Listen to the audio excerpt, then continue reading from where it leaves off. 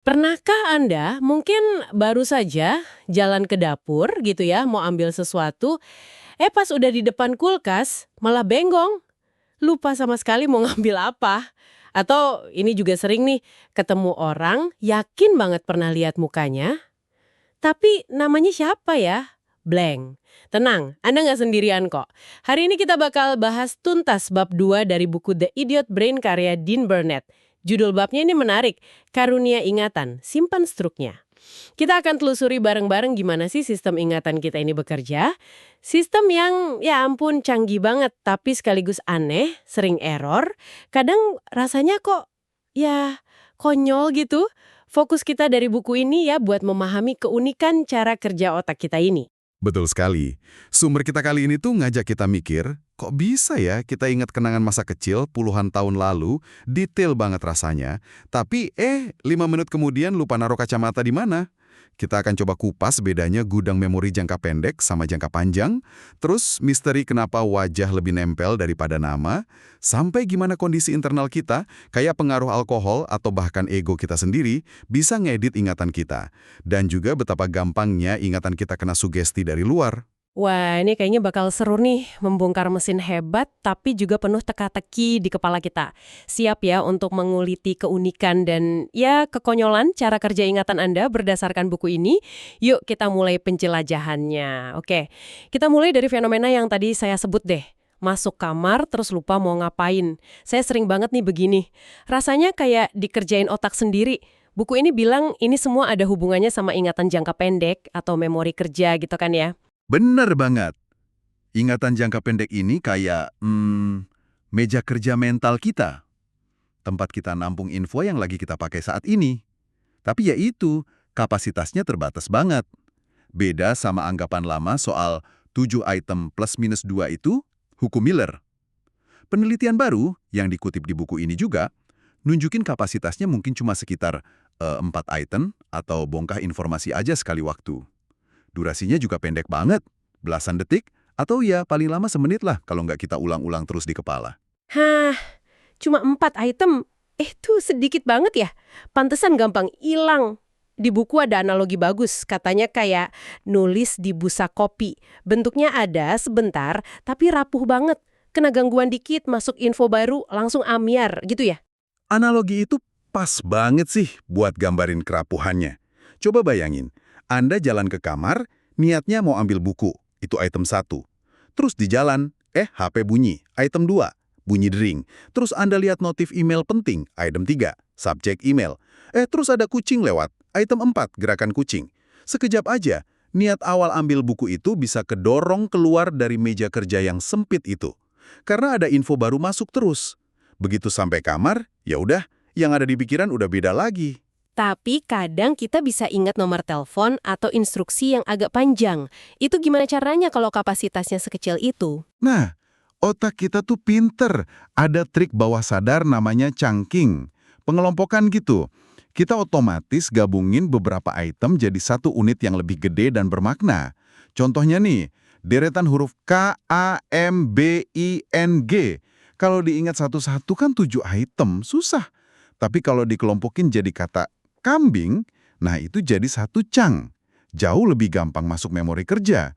Jadi kita nggak akalin kapasitas terbatas itu dengan bikin bongkahan info yang lebih padat makna. Memori kerja ini penting banget, tempat kita mikir, nalar, mecahin masalah saat ini. Oke, jadi memori jangka pendek itu kayak papan tulis kecil ya, cepet penuh, gampang dihapus. Nah, ini kontras banget sama ingatan jangka panjang. Yang ini digambarin kayak gudang raksasa, bisa nyimpan info seumur hidup. Gimana proses nyimpannya bisa beda banget dan permanen gitu. Bedanya fundamental, Mas. Sampai ke fisik otaknya. Ingatan jangka panjang itu melibatkan perubahan struktur yang lebih permanen.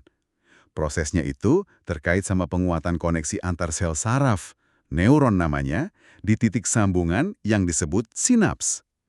Ada mekanisme biologis namanya long-term potentiation, LTP. Gampangnya gini, bayangin kayak jalan setapak di hutan. Makin sering dilewati, makin sering memorinya diakses, koneksinya makin kuat, makin jelas. Jadi, makin gampang dilewatin lagi nanti. Jadi ada perubahan fisik beneran di otak buat tiap ingatan jangka panjang gitu. Secara mendasar iya. Ada bagian otak namanya hipokampus, ngumpat dia di dalam lobus temporal. Nah, ini perannya penting banget buat ngebentuk atau nyetak ingatan baru. Terutama ingatan soal fakta dan kejadian, memori deklaratif istilahnya. Tapi setelah dicetak sama hipokampus, ingatan ini nggak langsung permanen di situ. Pelan-pelan, lewat proses konsolidasi, ingatan ini kayak ditransfer gitu. Disimpannya jadi lebih nyebar dan lebih permanen di area korteks otak yang lebih luas. Hampir semua pengalaman kita, apa yang kita lihat, denger, rasain, pikirin, emosinya juga, itu potensinya masuk ke gudang raksasa ini. Tunggu. Kalau hampir semua pengalaman kita kesimpan di gudang raksasa itu, kenapa kita masih sering lupa?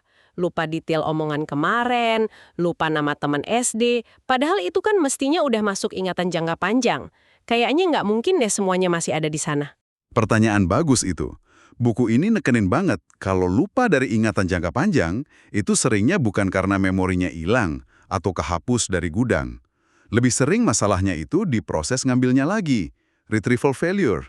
Analogi penulis di buku ini cukup bantu sih. Bayangin Anda punya sarung tangan musim dingin. Anda tahu Anda punya, kesimpan di rumah, memorinya ada di gudang jangka panjang. Tapi pas musim dingin berikutnya Anda cari, Anda lupa nyimpennya di laci mana, lemari mana. Sarung tangannya nggak hilang, tapi alamat buat nemuinnya lagi nggak ketemu. Jadi kayak file di komputer ya, kita tahu ada filenya tapi lupa nama foldernya apa, disimpan di mana gitu. Persis. Dan apa yang bikin satu memori lebih gampang ditemuin? Salah satu kuncinya itu salience atau kemenonjolan memori itu. Seringnya ini nyangkut sama muatan emosi. Memori yang kebentuk pas kita lagi ngalamin emosi kuat. Seneng, sedih, takut, marah. Itu cenderung punya lebih banyak pengait ke area otak lain. Termasuk area emosi kayak amigdala. Makin banyak pengaitnya, makin banyak jalan buat nemuin dia lagi pas kita butuh. Ini yang ngejelasin kenapa saya bisa lupa tadi pagi sarapan apa, tapi ingat banget detil kencan pertama belasan tahun lalu. Emosinya jauh beda soalnya. Dan ini belum termasuk memori prosedural ya. Kayak naik sepeda, ngetik gitu. Itu kan jangka panjang juga, tapi rasanya beda. Betul. Memori prosedural buat skill motorik atau kebiasaan itu jenis ingatan jangka panjang yang beda lagi. Uniknya, memori ini seringkali nggak terlalu tergantung sama hipokampus kalau skillnya udah dikuasai. Kita ngelakuinnya otomatis aja, nggak perlu sadar ingat langkah-langkahnya. Ini nunjukin betapa macam-macamnya sistem penyimpanan di gudang memori jangka panjang kita. Oke, balik lagi ke masalah klasik yang bikin frustrasi nih. Ingat muka orang jelas banget, tapi namanya, hilang gitu aja. Kenapa sih otak kita payah banget kalau soal nginget nama? Buku The Idiot Brain ini ngebahas lumayan dalam soal ini. Ma'ama itu ya. Pada dasarnya, seringkali cuma rangkaian bunyi atau suku kata yang arbitrer aja. Acak, nggak punya makna intrinsik buat otak kita pas pertama denger. Coba bandingin sama wajah. Wajah kan punya banyak fitur visual ya, mata, hidung, mulut, bentuk kepala. Ini bisa diproses sama area visual otak kita yang emang jago ngenalin pola. Wajah ngasih info jauh lebih kaya. Jadi nama itu kayak data abstrak aja gitu, tanpa gambar. Bisa dibilang itu. Kecuali ya kalau namanya kebetulan sama kayak nama orang dekat kita atau punya hubungan emosional kuat karena alasan lain. Kalau enggak, nama itu butuh usaha kognitif ekstra buat diproses. Butuh diulang-ulang di memori kerja, jangka pendek, biar kesempatan masuk ke jangka panjangnya lebih gede. Nah, masalahnya, pas kita baru kenalan sama orang, kan kita nggak diem aja ngulang-ngulang namanya dalam hati. Kita langsung ngobrol. Tepat, pas pertama ketemu, abis denger nama, perhatian kita biasanya langsung kebagi. Kita proses penampilannya, mikir mau ngomong apa, dengerin dia ngomong apa. Semua info baru ini obrolan, kesan visual, pikiran kita sendiri, itu rebutan masuk ke kapasitas memori kerja yang terbatas tadi. Akibatnya, nama yang baru sekilas didengar itu sering banget kegusur duluan sebelum sempat kita pegang cudup lama buat diproses lebih lanjut dan disimpan. Sementara mukanya kan terus ada di depan mata selama ngobrol, jadi lebih gampang nempel ya. Bener. Selain itu, ada beda penting nih antara proses familiarity, rasa kenal, sama recall, mengingat detail spesifik. Ngenalin wajah itu seringnya cukup dengan mancing rasa familiar. Kayak pernah lihat orang ini deh. Proses ini relatif lebih gampang dan cepat. Tapi buat ingat nama, kita perlu recall, narik info spesifik, label nama yang nyambung sama wajah itu dari gudang memori jangka panjang. Proses recall ini jauh lebih butuh usaha kognitif. Kalau dipikir-pikir dari sisi evolusi, mungkin emang lebih penting ya buat cepat ngenalin siapa yang aman, pernah ketemu dan gak nyerang, daripada inget label namanya. Perspektif evolusi itu masuk akal juga sih. Kemampuan cepat ngenalin individu yang familiar, entah itu teman atau ancaman potensial yang pernah dihadapi, jelas penting buat bertahan hidup. Jadi, ya mungkin, otak kita emang keprogram buat lebih mentingin pengenalan visual, wajah, daripada nginget label verbal yang abstrak, nama. Mabuk berat. Buku ini nyebut blackout itu karena alkohol ganggu kerja hipokampus buat ngebentuk memori baru. Tapi ada fenomena lain yang lebih aneh nih soal ingatan dan kondisi internal kita. Ya, penulisnya ngebahas soal state-dependent recall, ingatan yang tergantung sama kondisi internal. Ini konsepnya lumayan unik. Intinya gini, memori yang kita bentuk pas otak kita lagi dalam kondisi fisiologis atau kimiawi internal tertentu, misalnya sedikit kena pengaruh alkohol, atau mungkin pas lagi banyak kafein, atau bahkan pas mood tertentu, itu cenderung bakal lebih gampang diakses atau diingat lagi hanya kalau otak kita balik lagi ke kondisi internal yang mirip. Tunggu deh. Jadi kalau saya belajar sambil ngopi, saya bakal lebih gampang inget materi itu kalau pas ujian saya ngopi lagi gitu. Penulis buku ini kan cerita pengalaman pribadinya soal kafein dan ujian ya. Kayak cheat code buat ingetan dong. Haha, penulisnya emang cerita anekdot itu. Tapi ya, tentu ada catatan penting ya. Ini bukan anjuran medis atau saran buat minum alkohol atau kafein kebanyakan demi ingatan. Efek negatif zat itu jauh lebih gede. Tapi, fenomena state-dependent recall ini emang beneran ada secara ilmiah. Ini nunjukin kalau konteks internal kita, kondisi kimiawi dan fisiologis otak pas memori kebentuk, itu juga jadi bagian dari petunjuk atau retrieve cue buat manggil lagi memori itu. Jadi bukan cuma lingkungan eksternal aja, misalnya belajar di kamar yang sama kayak tempat ujian, yang bisa jadi petunjuk, tapi juga lingkungan internal otak kita sendiri. Oh, jadi kondisi badan sama otak kita pas belajar itu ikut kerekam bareng infonya ya? Bisa diibaratkan gitu. Kondisi internal jadi semacam label atau tag yang nempel di memori itu. Pas kondisi internal yang sama keulang, tag itu aktif, terus bantu narik memori yang nyambung. Selain dipengaruhi kondisi kimiawi, buku ini juga nyorot gimana ingatan kita ternyata nggak objektif ya.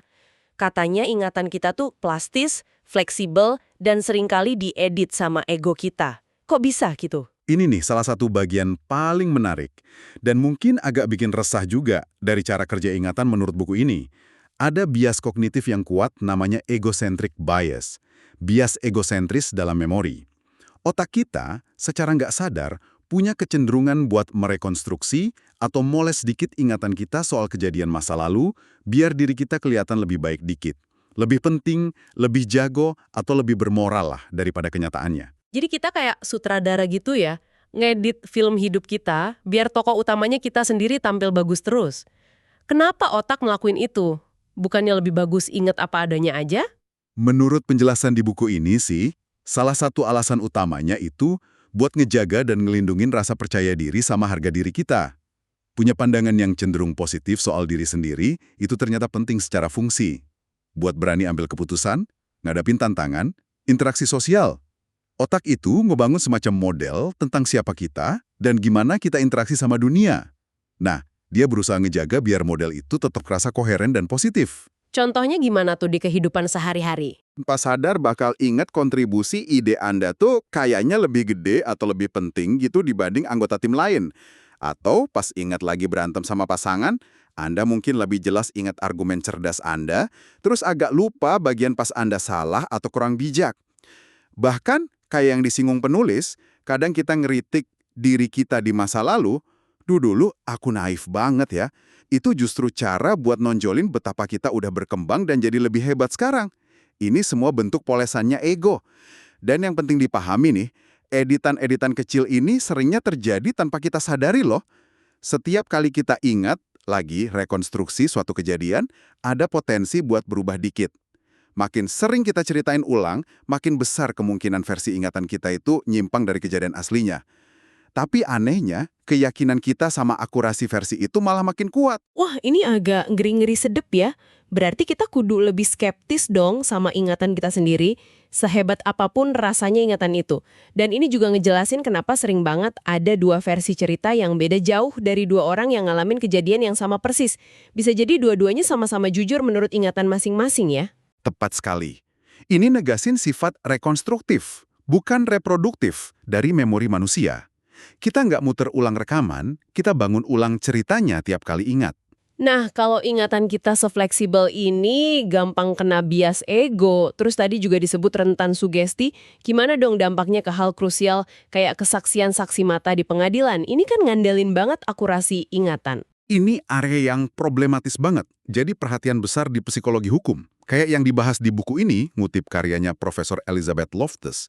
Penelitian Loftus dan banyak peneliti lain itu konsisten nunjukin betapa gampangnya ingatan saksi mata dimanipulasi. Bahkan tanpa sengaja, cuma dari cara pertanyaan diajukan. Pertanyaan yang mengarahkan, leading question, pertanyaan yang secara implisit nyisipin info atau asumsi, itu bisa banget ngubah apa yang diingat sama saksi. Bisa kasih contoh spesifik dari buku gimana pertanyaan mengarahkan ini bekerja? Buku ini ngasih ilustrasi yang jelas. Bayangin ada perampokan di toko. Saksi mata ditanya sama pengacara. Seberapa cepat mobil biru itu melaju pas ninggalin lokasi? Pertanyaan ini kan nyiratin kalau mobilnya emang biru. Padahal mungkin saksi awalnya nggak yakin warna mobilnya apa, atau malah mobilnya nggak biru sama sekali. Tapi karena pertanyaannya dari figur otoritas dan nyajin fakta warna biru, saksi bisa jadi mulai ingat mobil biru, bahkan jadi yakin. Contoh lain yang lebih halus, nanya, apakah Anda melihat pecahan kaca lampu depan? Itu nyiratin ada pecahan kaca. Beda sama nanya, apakah Anda melihat ada pecahan kaca lampu depan? Kata-kata ini bisa nanam detail ke memori saksi. Luar biasa ya, gimana kata-kata bisa ngebentuk ulang ingatan gitu. Apalagi dalam situasi penuh tekanan kayak diinterogasi polisi atau bersaksi di pengadilan. Benar, tekanan, stres, terus keinginan buat bantu atau ngasih jawaban yang benar, itu bisa bikin saksi makin rentan sama sugesti ini. Ini nunjukin betapa rapuhnya memori kita bahkan buat kejadian penting sekalipun. Dan gimana ingatan bisa terkontaminasi sama info setelah kejadian. Implikasinya buat keadilan gede banget karena kesaksian saksi mata sering dianggap bukti kuat. Ngeri juga ya ngebayangin orang dihukum berdasarkan ingatan yang ternyata nggak akurat atau malah tercipta. Nah, sekarang kita bahas kondisi yang lebih ekstrim deh. Apa yang terjadi kalau bagian otak fisik yang ngurusin memori benar-benar rusak? Kerusakan di struktur otak yang terlibat memori itu bisa macam-macam sebabnya. Penyakit neurodegeneratif kayak Alzheimer's itu contoh umum. Di situ ada penumpukan protein abnormal, buku ini nyebutnya neurofibrillary tangles, kekusutan protein di dalam sel saraf gitu, yang pelan-pelan ngerusak sel-sel otak, terutama di area kayak hipokampus sama korteks. Penyebab lain bisa stroke yang mutus suplai darah ke area otak vital, atau cedera kepala traumatis. Atau, dalam kasus yang langka banget tapi terkenal, ya akibat operasi otak. Buku ini ngebahas kasus pasien HM detail ya. Ini kasus fundamental banget kan dalam studi memori? Apa yang terjadi sama dia? Iya, kasus Henry Molaison, HM, itu tonggak sejarah. Buat ngobatin epilepsi parah yang nggak bisa dikontrol, HM dioperasi tahun 1953. Sebagian besar hipokampus di kedua sisi otaknya diangkat. Operasinya berhasil ngurangin kejangnya, tapi efek sampingnya drastis dan nggak diduga. HM kehilangan total kemampuan buat ngebentuk ingatan jangka panjang baru soal fakta dan kejadian. Kondisi ini namanya anterograde amnesia berat. Jadi dia nggak bisa ingat apapun yang terjadi setelah operasinya gitu? Tepat. Dia bisa ngobrol, paham percakapan, bisa nahan informasi di memori kerjanya beberapa detik atau menit, tapi begitu perhatiannya kealih, informasinya hilang selamanya. Dia kayak hidup di masa kini yang permanen. Nggak bisa ingat tadi makan apa setengah jam lalu, siapa orang yang baru aja dia temuin, kemarin ngapain. Tapi, menariknya, ingatan jangka panjang dia soal hidup sebelum operasi sebagian besar masih utuh. Dia nggak ngalamin amnesia retrograde total. Dan dia masih bisa belajar skill motorik baru, memori prosedural, kayak gambar bentuk lewat cermin. Meskipun dia nggak punya ingatan sadar kalau dia pernah latihan itu sebelumnya. Kasus HM ini secara dramatis nunjukin peran krusial dan spesifik si hipokampus dalam proses encoding atau pembentukan memori deklaratif baru. Kasusnya juga jadi bukti kuat adanya sistem memori yang beda-beda di otak. Jangka pendek versus jangka panjang, deklaratif versus prosedural. Beda sama di film ya, amnesia retrograde lupa masa lalu total dan permanen itu sebenarnya jarang. Justru antrograde amnesia nggak bisa bikin memori baru, ini yang lebih umum terjadi akibat kerusakan. Karena hipokampus itu struktur yang relatif rentan. Dan buku ini juga nyebut ada kaitan antara kerusakan hipokampus kayak di HM sama penurunan kemampuan mikir kreatif. Ya, ada beberapa studi yang ngasih indikasi ke sana. Kemampuan buat secara fleksibel ngambil dan gabungin elemen-elemen memori dari masa lalu buat bikin ide atau solusi baru itu kayaknya juga tergantung sama fungsi hipokampus yang sehat. Jadi dampaknya nggak cuma keingatan masa lalu, tapi juga ke kemampuan ngebayangin dan ngerencanain masa depan atau berkreasi. Jadi nih, setelah penjelajahan kita yang lumayan dalam ini ya ke bab 2 The Idiot Brain, kayaknya kesimpulan utamanya tuh sistem ingatan kita nih benar-benar mahakarya evolusi yang kompleks, tapi jauh banget dari kata sempurna. Penuh keterbatasan, keanehan, bias, dan seringkali kerjanya tuh kalau dipikir pakai logika, aneh gitu rasanya. Vein atau ego yang bisa moles cerita masa lalu, sampai rentangnya kena sugesti yang bisa bikin ingatan palsu, dan dampak kerusakan fisik yang bisa ngilangin kemampuan bikin kenangan baru. Sistem ini, kayak yang digambarin di sumber kita, emang punya banyak kekurangan kalau diukur pakai standar mesin yang efisien dan akurat. Tapi menariknya, penulis buku ini nutup babnya dengan nada yang cukup positif ya. Meskipun banyak kurangnya dan kebodohannya dari sudut pandang desain ideal, sistem ingatan yang kita punya ini ternyata udah cukup baik, good enough. Dia produk evolusi jutaan tahun yang dengan segala keterbatasannya udah memungkinkan spesies kita buat belajar dari pengalaman, adaptasi sama lingkungan yang kompleks, bangun peradaban, dan yang paling penting, ngebentuk identitas kita. Siapa kita tanpa ingatan kita kan? Persis. Ingatan itu fondasi dari narasi hidup kita, pemahaman kita soal diri sendiri dan dunia. Dan ini bawa kita ke satu pemikiran terakhir nih, yang mungkin bisa Anda bawa pulang buat direnungin lebih dalam, berdasarkan apa yang udah kita diskusikan dari sumber ini. Kalau ingatan kita bahan dasar cerita hidup kita, pemahaman kita tentang siapa diri kita ternyata segitu plastisnya, segitu gampangnya dibentuk ulang sama pengalaman baru, segitu biasnya sama keinginan bawah sadar kita buat kelihatan baik, dan bahkan bisa ditulis ulang atau diciptakan sama sugesti dari luar. Seberapa otentik diri yang kita yakini kita punya ini? Seberapa besar dari identitas kita yang sebenarnya cuma konstruksi dari narasi memori yang mungkin pada kenyataannya nggak sepenuhnya akurat atau objektif? Ini pertanyaan besar sih soal hakikat diri dan realitas. Sebuah pertanyaan yang dalam banget buat direnungkan ya. Terima kasih sudah menyimak pembahasan mendalam kita tentang keajaiban sekaligus keanehan ingatan manusia berdasarkan The Idiot Brain. Sampai jumpa di eksplorasi berikutnya.